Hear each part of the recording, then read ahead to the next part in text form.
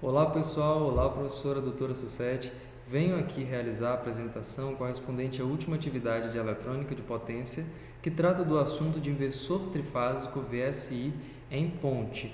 Bom, até o final do vídeo vou tentar ser o mais breve possível para demonstrar tanto a parte analítica que foi realizada e os cálculos, bem como as simulações que também foram feitas para comprovar os resultados dessa análise. Então, já dando início aqui a nossa apresentação explicativa, temos aqui um pequeno resumo dos conteúdos que serão abordados até o final dessa apresentação. E já dando início, aqui vamos fazer uma pequena revisão, de modo que essa revisão justifique os cálculos e os procedimentos para se obter os resultados que serão demonstrados a seguir da nossa atividade. Então, partindo-se do princípio básico de que o circuito inversor trifásico muda a tensão de entrada DC para uma tensão de saída variável trifásica de frequência variável, e sabendo-se também que no mercado, nas pesquisas, a gente sabe que o inversor trifásico geralmente é utilizado para aplicações de potência grande e elevada, e ele pode ser construído como associação de 3 inversores monofásicos, onde ali teríamos cerca de 12 transistores, 12 diodos e 3 transformadores de saída ali perfeitamente equilibradas, tanto em amplitude quanto em fase. É que a gente faz o questionamento de qual outra configuração do inversor trifásico pode ser feita para que a gente consiga obter esse resultado. E a resposta que vem é: uma saída trifásica também pode ser obtida através da configuração do inversor trifásico com 6 transistores e 6 diodos, como na figura que está sendo demonstrada aqui, no nosso vídeo. 2 tipos de sinais de controle fundamentalmente podem ser aplicados ao transistor. A gente tem outros, mas basicamente a gente tem de maneira fundamental esses dois: o condução por 180 graus ou condução por 120 graus. E ficará mais claro conforme a gente for avançando o estudo, indicado pela professora, indicado pelos livros correspondentes que ela nos passou. Então, primeiro, sabendo-se que há esses 2 modos fundamentais, também pode-se afirmar que no intervalo de 0 a 2π nós temos 6 tipos de chaveamento intervalados aí de 60 graus, ou melhor, os sinais de comando são defasados em 60 graus uns dos outros. Dessa forma, a gente consegue obter uma saída, as tensões trifásicas fundamentais perfeitamente equilibradas. Observe que na figura temos aqui o modo de acionamento das chaves do nosso circuito aqui anterior. Temos aqui G1, de onde ele está sendo medido. Temos aqui G2, G3, G4, G5 e G6. E para cada um nós temos aqui o sinal correspondente aqui. Observe que eles todos têm duração de 0 a 180 graus, porque já estamos considerando o tipo de condução por 180 graus. Veremos a seguir, que no modo de condução por 120 ele tem uma duração de 120 graus. O intervalo entre eles aqui é feito de modo que somente 2 chaves aqui, duas chaves do nosso circuito, A1 e A4, por exemplo, não estejam acionadas ao mesmo tempo, ou A3 e A6, ou A5 e A2, porque se fosse assim, teríamos um curto-circuito. Então, para eliminar a possibilidade desse curto-circuito na fonte, as 2 chaves no mesmo caminho não podem estar ligadas ao mesmo tempo, e por isso há um intervalo de 60 graus entre o fim de condução na chave S1 e o começo de condução na chave S4, que está no mesmo caminho de S1. E o mesmo é verdadeiro para as outras chaves, tanto 3 e 6 quanto 5 e 2.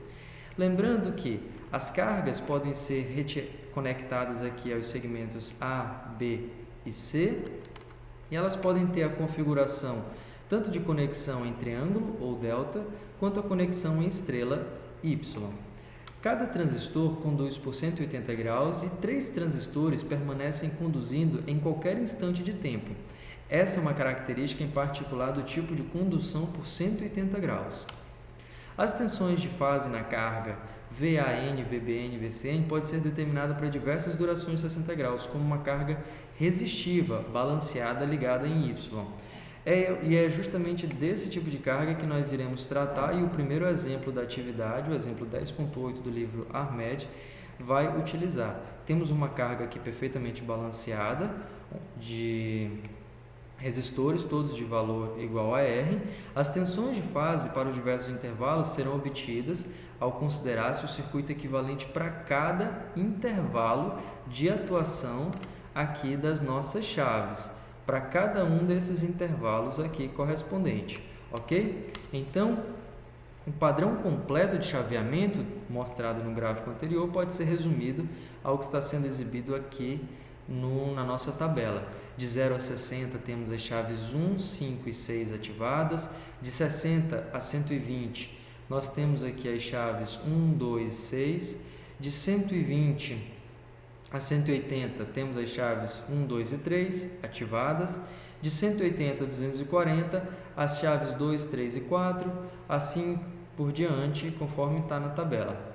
Pode-se observar mais uma vez, que cada chave conduz por um período de 180 graus e teremos sempre 3 chaves conduzindo, operando para cada ciclo. O circuito equivalente, considerando-se de 0 a 60 graus, é o que está sendo exibido na figura.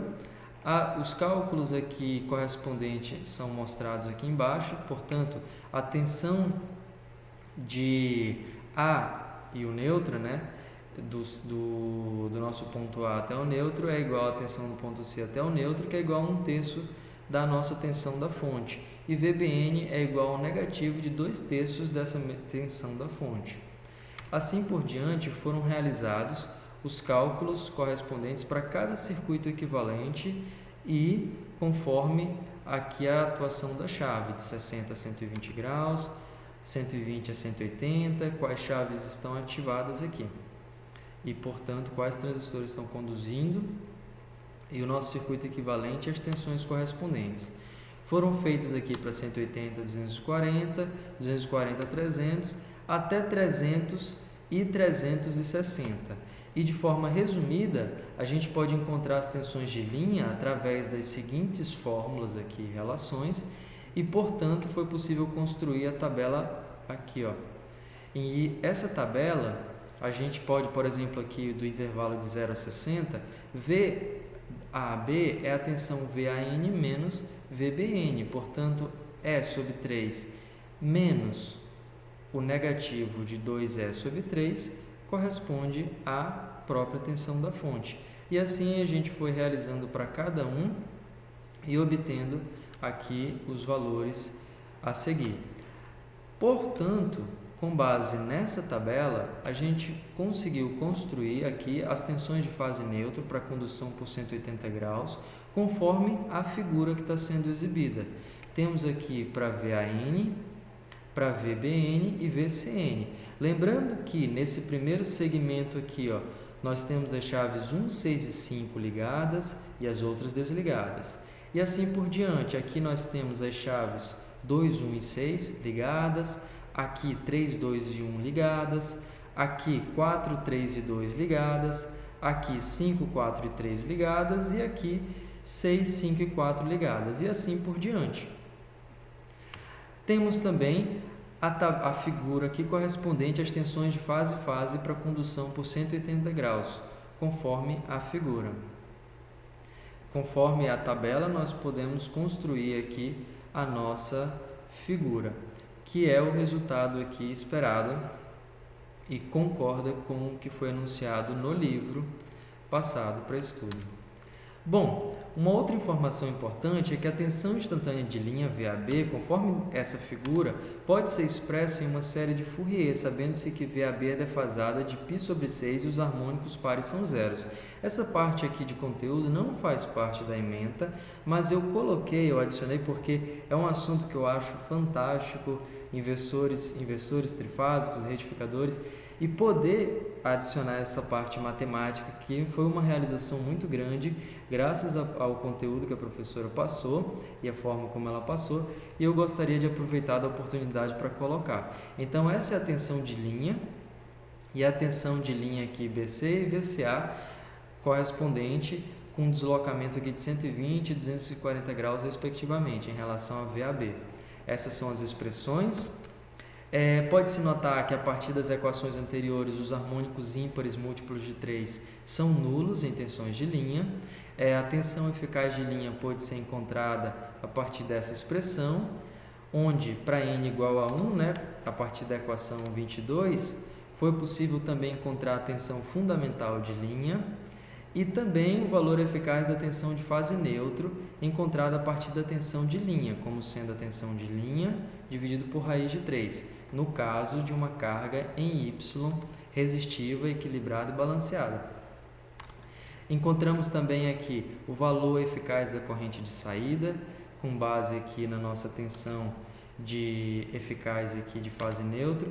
Para a carga resistiva ligada em Y, encontramos a potência de saída também, onde R é a resistência por fase, balanceada. Lembrando que esse valor da potência aqui é importante porque no modo de condução de 120 graus, conforme veremos a seguir, a potência de saída será menor. E essa é uma diferença entre esses dois modos de condução. Temos também a corrente média na alimentação, que foi encontrada como sendo dada por isso.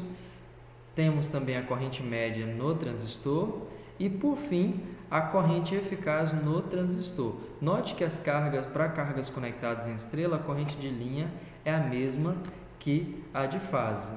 Fiz também uma consideração aqui durante essa análise, não está no livro, mas eu acabei encontrando, realizando pesquisas, que se a carga fosse indutiva, a corrente em cada ramo do inversor seria atrasada de sua tensão, conforme a figura abaixo, e o diodo perderia sua função nessa situação com carga indutiva. Para comprovar esse resultado, eu utilizei das expressões que eu encontrei aqui, usando séries de Fourier, para montar um pequeno programa usando o software gratuito GNU Octave, de código-fonte aberto. Também pode ser feito usando MATLAB, mas eu fiz em Octave. Eu adicionei a expressão e considerei aqui os primeiros 31 harmônicos da nossa expressão expansão de série de Fourier. Considerei uma tensão de 220 volts e um resistor de 5 ohms. A carga, no caso, ela está conectada em estrela e ela é composta por RL, que seria um resistor de 5 ohms associado a uma indutância de 23 mH. A nossa frequência é 60 Hz. E esse foi o gráfico obtido. Eu fiquei muito feliz com esse resultado porque ele comprovou a expressão que foi obtida anteriormente e claramente pôde-se ver aqui o atraso correspondente na corrente. Aqui nós temos em azul a tensão e em vermelho a corrente. Outro fenômeno aqui muito fantástico que foi possível observar e eu fiquei muito feliz foi o fenômeno de Gibbs, que a gente pode encontrar aqui a partir da expansão em série de Fourier, essa oscilação que nós temos aqui. É claro que também não faz parte do conteúdo, mas eu acabei vendo que, em particular, essa oscilação se deve a uma característica da descontinuidade da nossa função quando a gente expande ela em séries de Fourier. E próximo aqui do salto de descontinuidade, a gente tem aqui um aumento súbito aqui. E o significado disso aqui, sua importância, diz respeito, por exemplo, na parte experimental, nos laboratórios de física. Esse salto aqui pode acabar indicando um valor máximo que não corresponde à realidade da nossa tensão aqui de fase neutro. E isso pode acabar comprometendo os resultados de algum cálculo, de alguma coleta de dados experimentais aqui, tanto no laboratório de física quanto de engenharia elétrica. Outra consequência que eu achei interessante nesse fenômeno de Gibbs é que, para poder reproduzir esse mesmo padrão de onda aqui, usando um gerador de função de onda com onda quadrada, teríamos que ter uma frequência muito alta em relação à frequência fundamental aqui da nossa onda, para que a gente conseguisse observar com precisão a nossa onda gerada. Não faz parte da ementa, mas eu achei interessante e procurei colocar aqui também. Bom, para finalizar, temos a mesma carga conectada em estrela, né? O cálculo correspondente da corrente, usando lá a nossa expressão de expansão em série de Fourier, e encontramos o seguinte valor da corrente. Lembrando que eu usei essa expressão para poder plotar esse valor de corrente que foi mostrado aqui neste gráfico, tá bom? Dando continuidade, podemos concluir que, basicamente, as formas de onda de tensão de linha ou de fase são independentes das características de carga, a qual pode ser qualquer combinação de resistência, indutância e capacitância, balanceada ou desbalanceada. Em particular, se a carga for resistiva, a corrente na carga tem a mesma forma de onda da tensão de fase. Aí chegamos aqui no nosso exemplo da atividade que está lá como item. Este foi o circuito utilizado na nossa simulação para plotar as 3 correntes na saída e as 6 correntes nas chaves para o modo de condução. As correntes nas chaves não foram plotadas no intuito de facilitar, mas como temos cargas resistivas, elas têm a mesma característica da tensão nas chaves para o modo de condução. Portanto, nós temos aqui nossa carga conectada em Y, temos aqui as devidas temporizações de acionamento das chaves, colocamos uma fonte de 100 volts e cada resistor de 10 ohms. E o resultado obtido foi esse, corroborando perfeitamente com o resultado analítico que nós realizamos anteriormente. Colocamos aqui uma escala de tempo de até 60 milissegundos, dá para perceber a defasagem entre as correntes de saída, entre cada corrente de saída, bem como aqui as nossas tensões. Lembrando que as tensões nas chaves, para uma carga resistiva, aqui no nosso caso, elas vão ter as mesmas características da corrente. Por isso que nós colocamos aqui a tensão, no intuito de facilitar. E este resultado aqui comprovou a nossa análise para o tipo de condução por 180 graus. Agora, dando continuidade, vamos para o tipo de condução por 120 graus. O inversor trifásico básico em ponte que nós utilizamos, fizemos aqui nenhuma modificação. Primeiro realizamos a análise da nossa carga balanceada resistiva conectada em estrela, de modo que a gente conseguisse realizar, fazer uma pausa aqui. Dando continuidade aqui na nossa apresentação, eu fiz uma breve pausa aqui por causa do computador, mas continuando, vamos iniciar o tipo de condução por 120 graus. O inversor trifásico básico em ponte também pode ser controlado de tal modo que cada chave venha conduzir por um período de 120 graus. Não fizemos modificação, como eu afirmei anteriormente, a nossa carga em estrela está conectada aqui, é balanceada, ela é composta somente por resistores e mudamos somente o tempo de acionamento das chaves. Desse modo, somente 2 chaves irão conduzir a todo tempo, uma do grupo positivo e outra do grupo negativo, conforme a gente pode ver aqui pela temporização. Há 6 intervalos em um ciclo de forma de onda de tensão alternada. As chaves passam para o estado ligado em intervalos de 60 graus, conforme a gente está vendo aqui. Quando chega na posição de 120 graus, ela é desacionada, passando para que a chave 3 seja acionada e assim por diante, conforme cada uma das chaves que temos aqui. As 2 chaves ligadas conectam 2 dos terminais da carga aos terminais da alimentação, enquanto o terceiro terminal permanece flutuando. Para eliminar a possibilidade de um curto-circuito na fonte CC, há um intervalo de 60 graus entre o fim da condução na chave S1 e o começo da condução na chave S4, que está no mesmo caminho de S1. O mesmo é verdadeiro para as chaves S3, S6, S5 e S2. Bom, eis o padrão que nós temos aqui de acionamento das chaves. O padrão completo do chaveamento para os 6 intervalos está descrito aqui. Lembrando que somente 2 das chaves serão acionadas aqui para cada intervalo. Então, temos aqui já uma ligeira diferença para o modo de condução de 180 graus. Um dos terminais vai ficar flutuando, ou seja, não vai ter potencial nele. Essa já é uma desvantagem do modo de condução por 120 graus. Bom, eis o circuito equivalente para o tipo de condução por 120 graus no intervalo de 0 a 60 graus. Temos aqui os valores da resistência, da corrente e da tensão. Temos aqui também o circuito equivalente para 60 a 120 graus e assim por diante, 120 a 180, 180 a 240, 240 a 300, 300 a 360. Note que sempre teremos um terminal que está flutuando.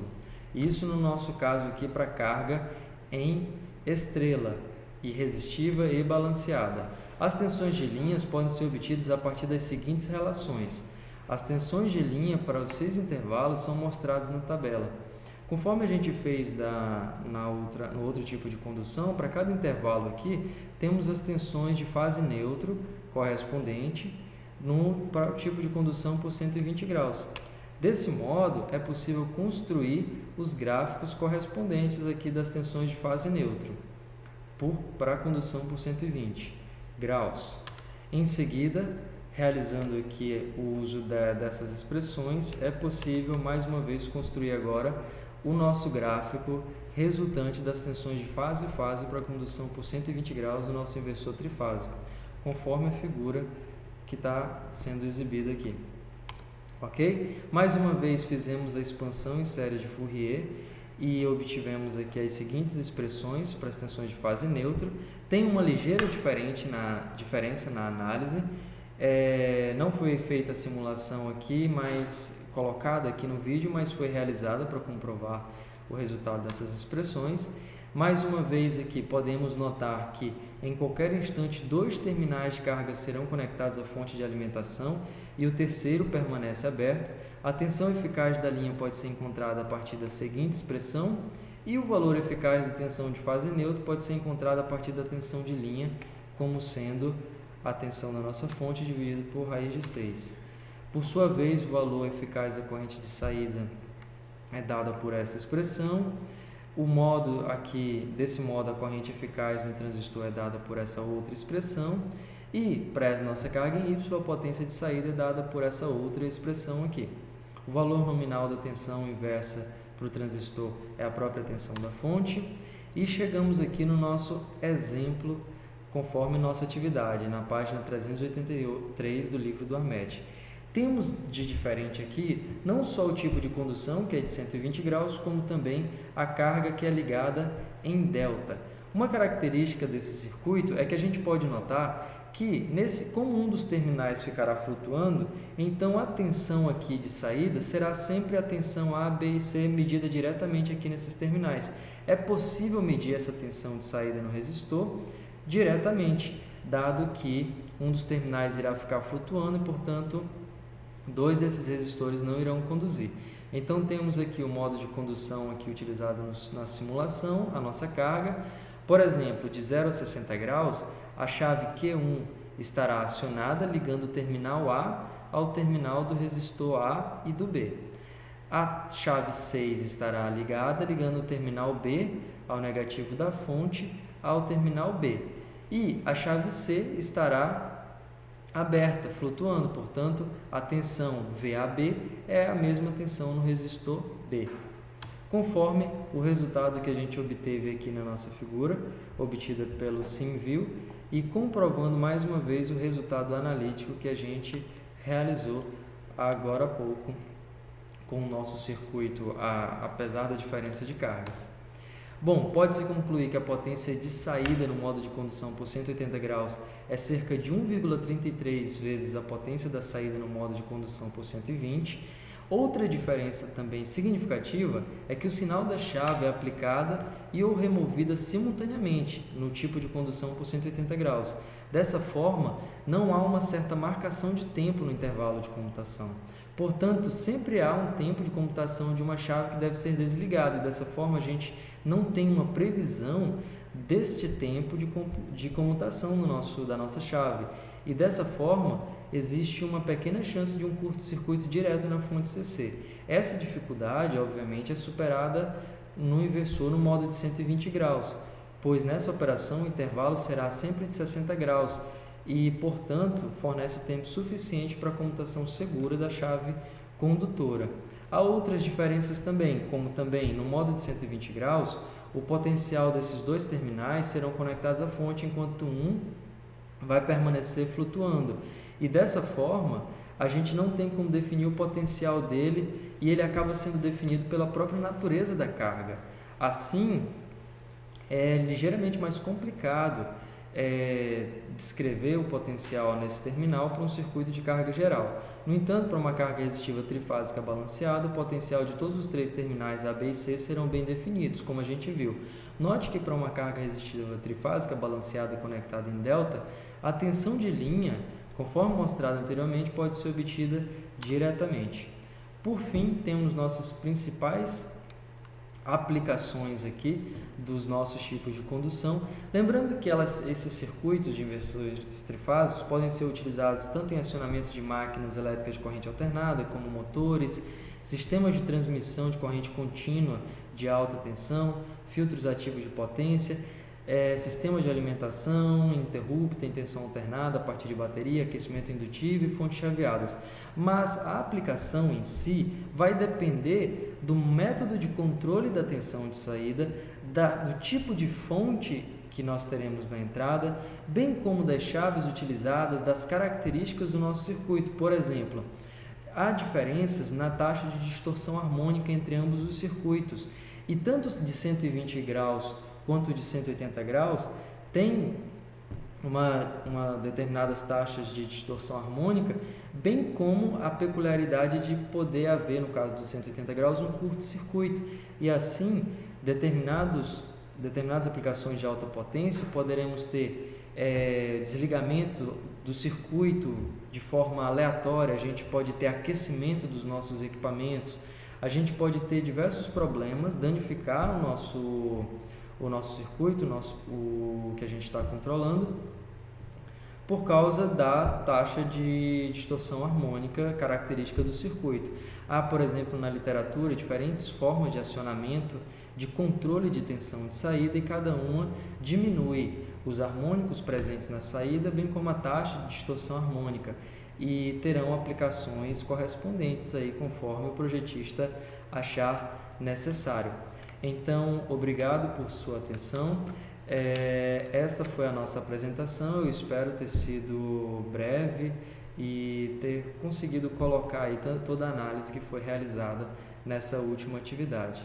É um assunto que eu fiquei muito feliz em estudar, na verdade o semestre inteiro eu fiquei muito feliz em estudar esse assunto, porque particularmente eu gosto bastante, né, mas eu tenho esse envolvimento maior com essa aplicação prática desses circuitos. Bom, a apresentação é esta e até a próxima. Até mais.